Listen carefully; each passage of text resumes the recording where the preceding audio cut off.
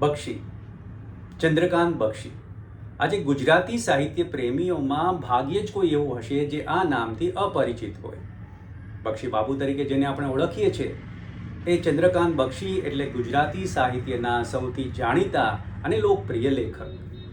બક્ષી બાબુનું વ્યક્તિત્વ પણ એમના લખાણની જેવું જ આગવું અને અનોખું હતું. આજે તો આપણી સૌની વચ્ચે બક્ષી બાબુ હયાત નથી અને 2-4 મિનિટમાં એમના લખાણ કે એમના વ્યક્તિત્વ વિશે વાત કરવી એ પણ તદ્દન અશક્ય છે.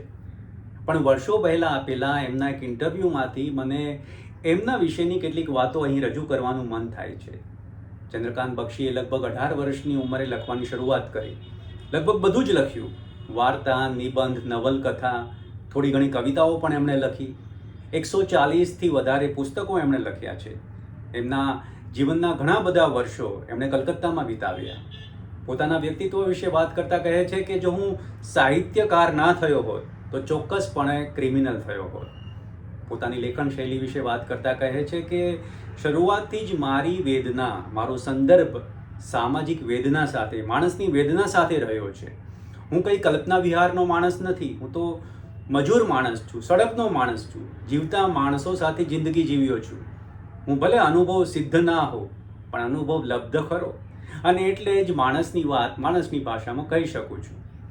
પોતાની લેખન પદ્ધતિ વિશે વાત કરતાં કહે છે કે જેમ સૈનિકને પોતાની બંદૂકનો બોજ ક્યારેય નથી લાગતો તેવી જ રીતે મને પણ મારી કલમનો ક્યારેય બોજ લાગ્યો નથી. અને હા, મને લખવા માટે ક્યારેય પ્રલોભનોની જરૂર નથી પડી કે કોઈ બહાના નહીં. ચા, કોફી, નાસ્તો, પત્નીની સેવા, ના, કંઈ નહીં.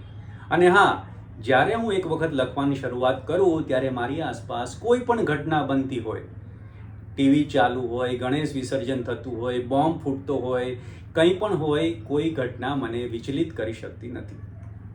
વાંચકો વિશે કહે છે કે બહાનાઓ છે બધા કે વંચાતું નથી, વાંચકો વાંચનથી વિમુખ થઈ ગયા છે.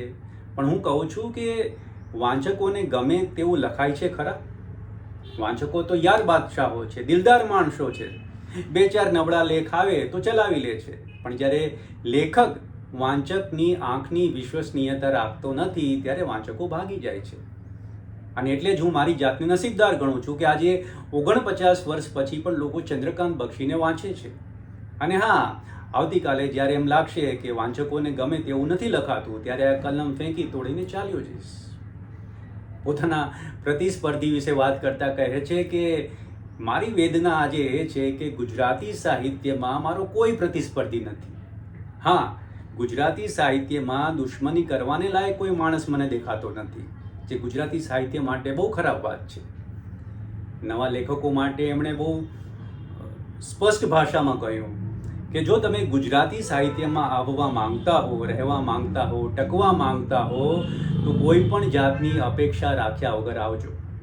ગરદન ઊંચી રાખજો, આંખમાં આંખ મિલાવીને વાત કરજો. અને હું જે ઈચ્છા મારા જીવનમાં રાખું છું કે જ્યારે મારું શરીર જ્યારે ચિતા પર ચડે ત્યારે બૂટ પોલિશ કરેલા હોવા જોઈએ, આંખો પર ચશ્મા હોવા જોઈએ, શેવ કરેલું હોવું જોઈએ અને આ ગરદન જે જિંદગી આખી સીધી રહી છે એ ચિતા પર પણ સીધી જ હોવી જોઈએ. આપણને સૌને એક જ જિંદગી મળી છે અને જિંદગી આપી દીધી આપણે આ ભાષાને. એટલે કોઈ રંજ નથી, કોઈ ફરિયાદ નથી. બસ ખુશ રહો અને લખો. તો આવું કંઈ વ્યક્તિત્વ હતું આપણા સૌના લોકપ્રિય લેખક ચંદ્રકાંત બક્ષીનું.